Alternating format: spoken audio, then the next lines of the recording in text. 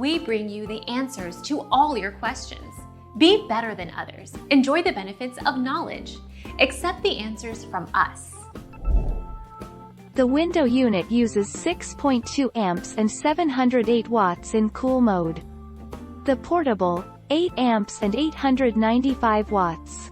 If you find yourself in a situation like ours, where you need to cool a room but a window AC won't do, then a portable is definitely an option. You'll probably pay more for it, but it's nice to keep your window. Our mission is to provide accurate answers. We think without knowledge, it is impossible to live a balanced life. Be competent, be skillful. Thank you for watching. Don't forget to subscribe and hit the bell notification.